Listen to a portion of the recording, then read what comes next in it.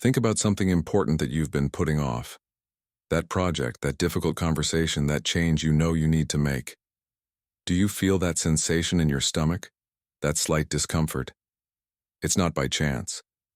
What you're feeling at this exact moment has a name: resistance.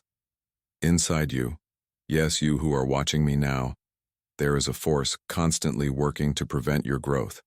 It's not your imagination. It's not a character weakness. Stephen Pressfield identified it precisely. It's resistance, our universal adversary. Let's get to know your enemy up close. Resistance is like a sophisticated parasite that has perfectly adapted to its host, you. It manifests in ways you immediately recognize. Procrastination, I'll do it tomorrow. Doubt, I'm not good enough. Fear, what if I fail? Self-sabotage, I can't handle the pressure of success. What makes resistance so effective? It's invisible, but its effects are devastatingly real. Like a virus that has become an expert at evading your immune system, it constantly evolves. The more you recognize it, the more sophisticated its disguises become. Have you noticed that you feel more resistance to starting writing than to watching series? More difficulty beginning a workout than endless scrolling on social media? It's no coincidence. Resistance knows exactly what's important for your evolution and attacks specifically there. Here's something that will change your perspective. When you feel strong resistance, it's a sign, a precise indicator that you're on the right path. The most important projects for your growth are exactly those that provoke the most resistance. The first step to defeating an enemy is recognizing it. Giving a name to this force that previously seemed just a personal failure is already an act of power. You're not lazy, not incapable, not without discipline. You're facing resistance, the same force that all the great creators and achievers in history have faced. In the next few minutes, I'll reveal how this force operates with strategic intelligence, how it has attacked human beings for millennia, and finally, how you can turn the tables against it. Stay with me. And before we move on to the next chapter, share in the comments, how does resistance manifest in your life? What important project is it preventing you from accomplishing right now? Let's create a community of conscious warriors against this universal adversary. And if this content is resonating with you, hit the bell to not miss the next episodes of this series on deep personal development. Resistance isn't just a passive obstacle, it's a brilliant strategist. Think of it as a general who has studied your vulnerabilities for years and knows exactly when and where to attack. This isn't paranoia, it's recognizing the sophistication of your opponent. Have you noticed how resistance always knows the perfect moment to appear? It never wastes energy trying to stop you from checking social media or eating that extra dessert. It reserves its strength for the exact moment when you decide to work on what really matters. Resistance operates according to predictable laws. I'll reveal them to you. First law. The intensity of resistance is directly proportional to the importance of the task for your evolution. The more transformative a project is, the stronger the resistance will be. This is the law of proportionality. Second law. Resistance is strongest in the home stretch. When you're about to complete something significant, resistance attacks with full force. How many books have remained 90% finished? How many businesses were abandoned on the eve of launch? This is the law of the final stretch, and understanding it changes everything. Third law. Resistance is a master of disguise. It rarely appears as declared laziness. Instead, it disguises itself as rationality. I need to prepare more before starting. This isn't the ideal time. I should do more research. Do you recognize these voices? Think about the last important project you abandoned. Now analyze. Did resistance use any of these strategies against you? Maybe it was the need for more preparation, or the classic, the timing isn't right. I'll share something personal. My biggest project was almost abandoned a week before launch. Resistance attacked me with devastating doubts in the final stretch. It was only by recognizing the pattern, understanding that anxiety attack was resistance in action, that I managed to move forward. Have you experienced something similar? Knowing your adversary's strategy is already halfway to victory. Resistance is powerful, but predictable. It always attacks what is important, intensifies in the final stretch, and disguises itself as rationality. The next time you feel an inexplicable reluctance to advance on something important, ask yourself, is this just resistance using its known strategy? This awareness already begins to neutralize its power. But the battle against resistance didn't start yesterday. It's an ancestral struggle that human beings have been fighting for millennia.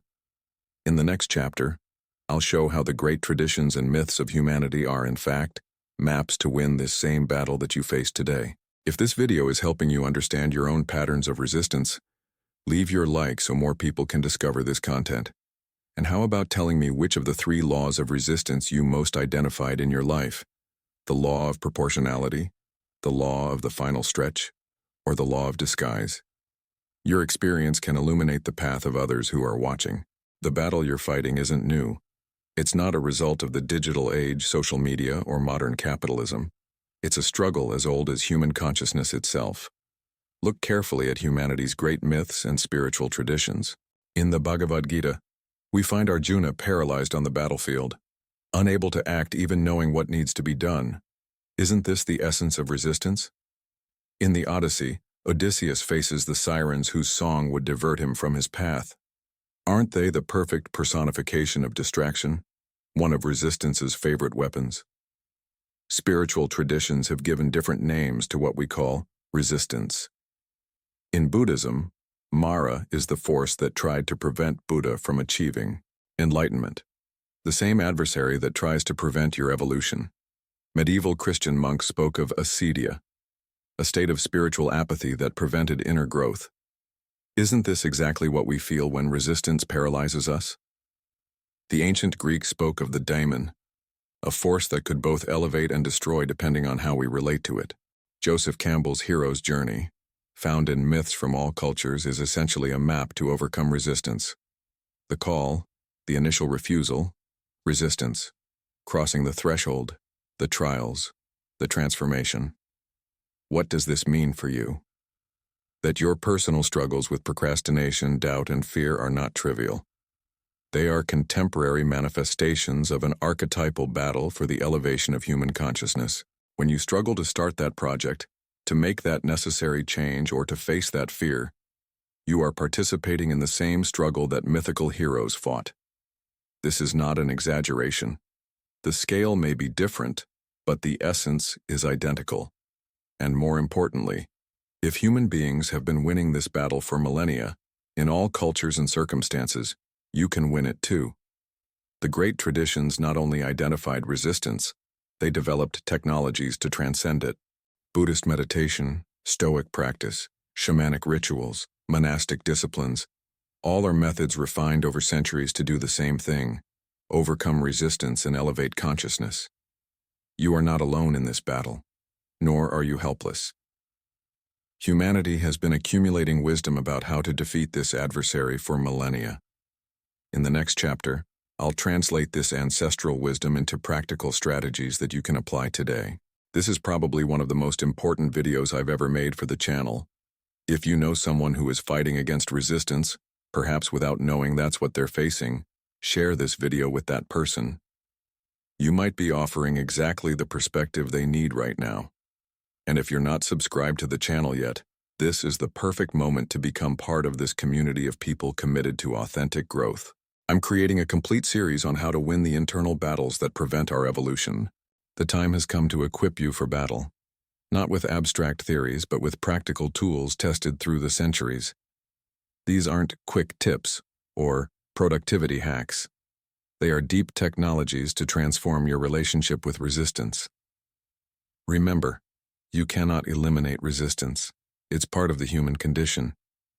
But you can learn to recognize and transcend it. Like a martial artist who doesn't fight against the opponent's force, but uses it to their advantage. First strategy, the art of action, prior to motivation. Resistance makes us believe that we need to feel like it before acting. This is its first lie. The truth is the opposite.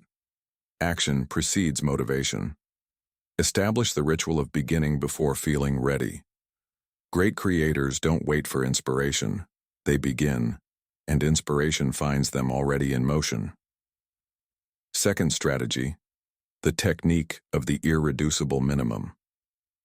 Resistance presents us with mountains to climb.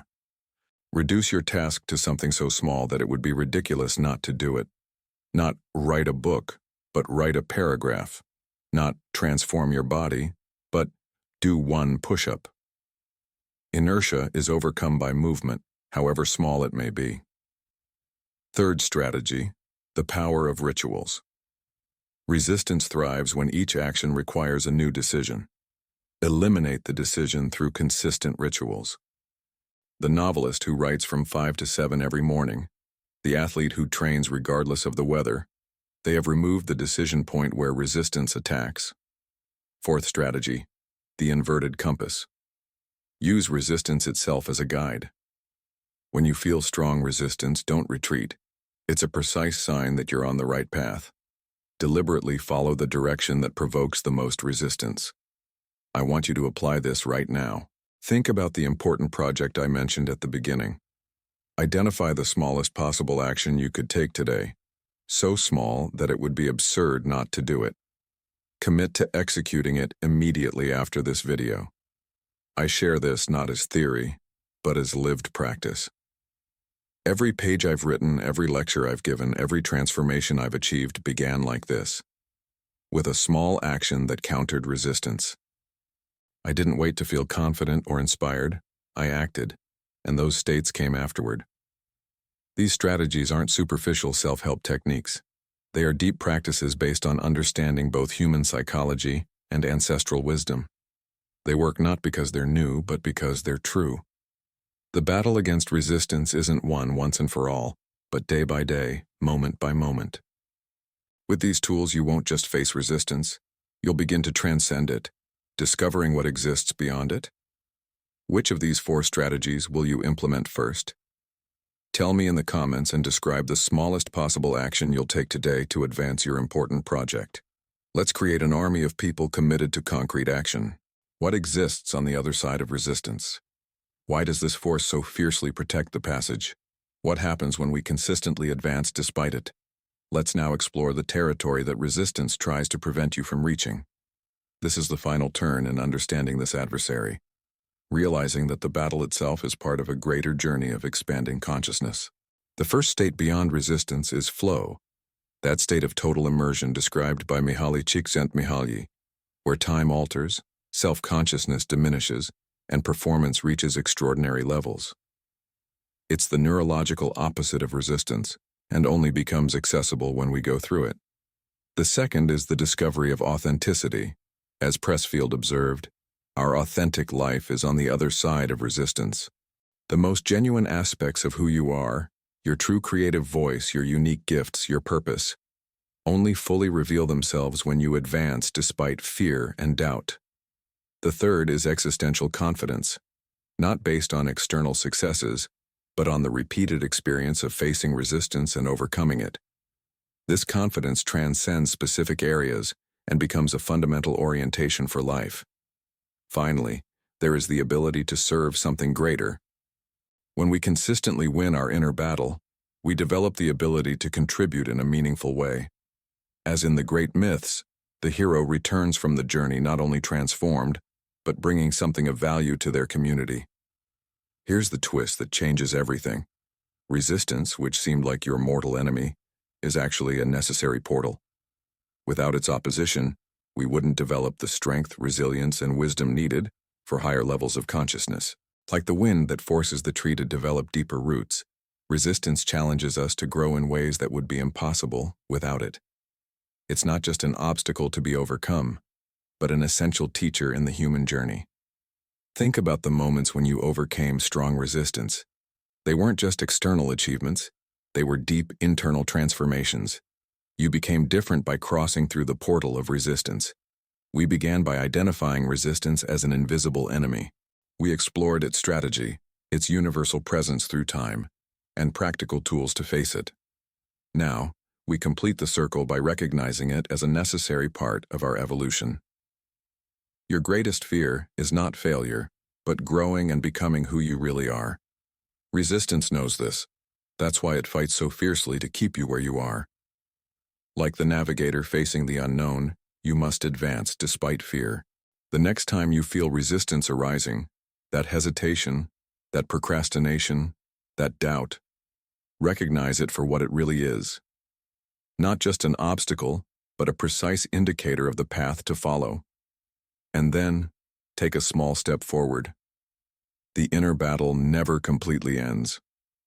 But with each victory, you become more capable of recognizing resistance, transcending it, and discovering what exists beyond it.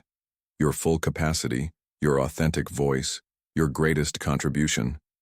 What will you do now with this knowledge?